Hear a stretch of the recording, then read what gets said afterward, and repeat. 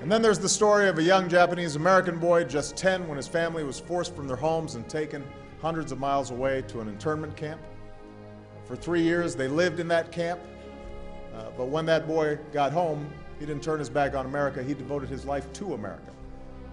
In his words, he pledged to speak out for the underrepresented and to pick up on those issues that weren't being carried by others.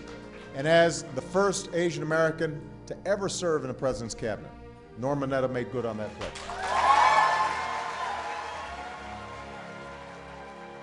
First of all, when they think about Norm Mineta, I'd like to have them think of me kindly, and I'd like to have them think, well, Norm did his job well. And I think this goes back to, again, something that I've followed over the years. One is to be accessible. Now, we didn't have access in 1942 to our political leaders. So, as a result, I felt that no matter what the problem an individual might be, no matter how small, that I was going to be accessible to that person. Because for that person, it's really an important issue. And then the second part was to be accountable for my actions. Assemblyman, mayor, congressman, secretary of transportation, you don't get any bigger or higher than the track that Norm took.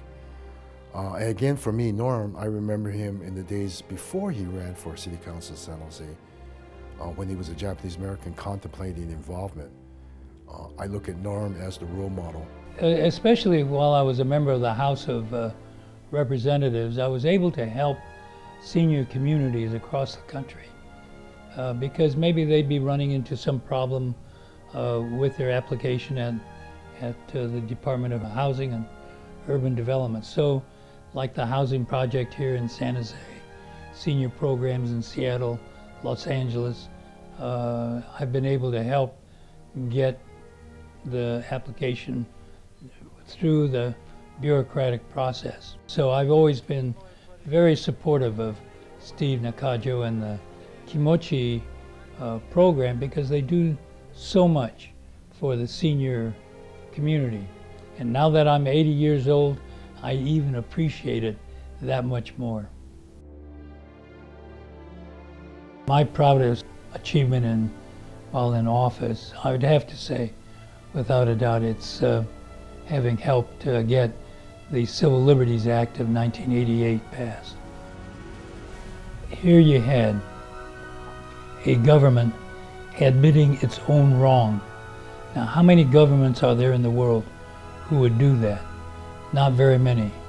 And so here we had the government of the United States of America apologizing to 1% of 1/10 of the population, 120,000 people, saying, we're sorry and we apologize for your gross violation of constitutional rights. If you're going to be considered a leader, that as individuals go up that ladder of success, if they don't reach down and help someone else up behind them, they're really not leaders. So it is important that as people find themselves going up that ladder of success, that they do reach behind them and bring others up with them.